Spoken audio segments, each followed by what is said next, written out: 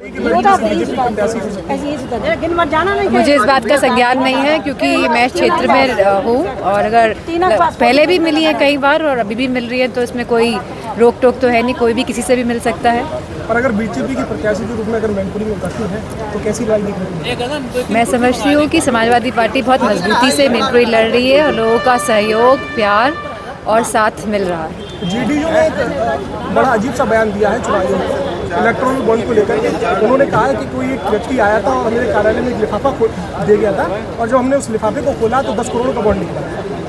ये तो जेडीयू का मामला है और जैसे कि जो भी इलेक्ट्रल बॉन्ड को लेके सच्चाई सामने आनी चाहिए कि जो भाजपा सरकार है, जो भी पार्टी से जिन्होंने चंदा लिया है इलेक्ट्रल बॉन्ड का सिस्टम लेके कौन आया था, सबसे पहले सवाल तो इस बात का उठता है।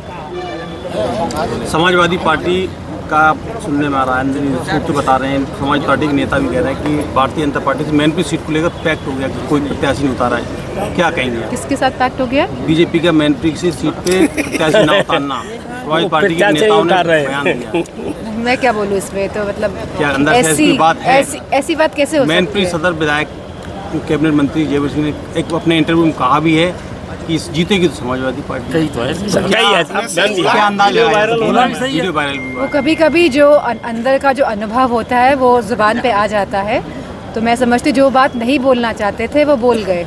राहुल गांधी ने कहा है कि राजा की जान तोते में थी, उसी तरीके से राजा की जान ईवीएम में किस तरीके से देखती हैं? ईवीएम को लेकर के चिंता जाहिर की है। नहीं, ईवीएम में लोगों में बहुत असमंजस है। बहुत सारे लोग लगातार बीते चुनाव में बात बोलता है हमने वोट तो इस पार्टी को दिया लेकिन हमारा वोट निकला नहीं है।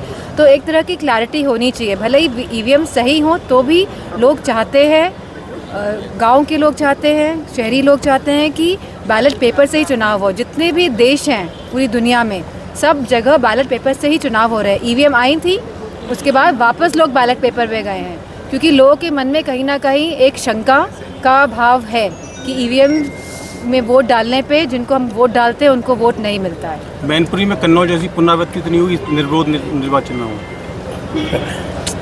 आप फिर वही सवाल कर रहे हैं। नेक्स्ट करो। जी, बस जी समय ले रहे हैं कुछ विरोधी पार्टियां, तो कोई ज़रूर इसमें उनके मन में किसी तरह की शंका होगी, इस वजह से इतना समय लिया जा रहा है।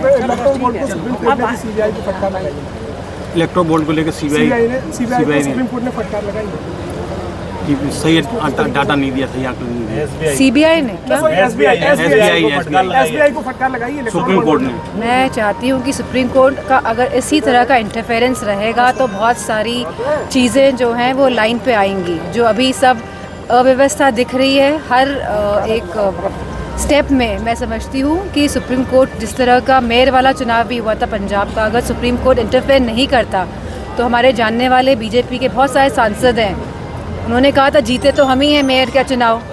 तो इस तरह से गलत तरीके से चुनाव जीतना सही बात नहीं है एक लोकतंत्र के लिए।